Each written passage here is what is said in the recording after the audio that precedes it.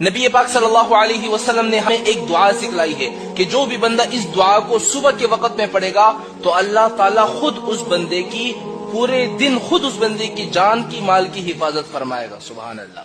صرف ایک مرتبہ دعا پڑھ لینے سے اللہ خود اس بندے کی جان مال کی حفاظت کرے گا. اور جو بندہ اس دعا کو شام کے وقت میں پڑھ لے تو شام سے لے کر صبح تک اللہ تعالیٰ خود اس بندے کی جان کی مال کی حفاظت فرماتا ہے. اب وہ دعا کون سی ہے؟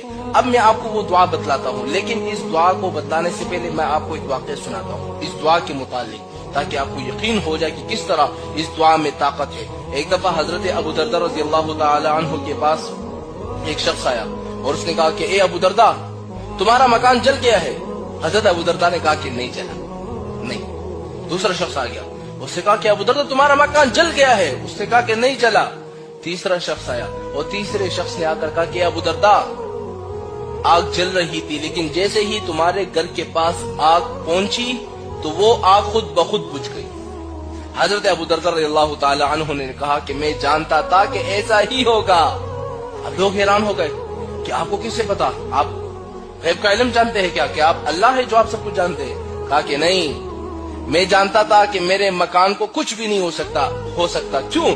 کیونکہ میں نے ایک دعا حضور پاک صلی اللہ علیہ وسلم سے سنی تھی اور حضور نے مجھے وہ دعا سکھلائی تھی کہ جو بندہ اس دعا کو صبح کے وقت میں پڑھ لے اللہ تعالیٰ اس بندے کی جان کی مال کی حفاظت پورے دن خود فرماتا ہے.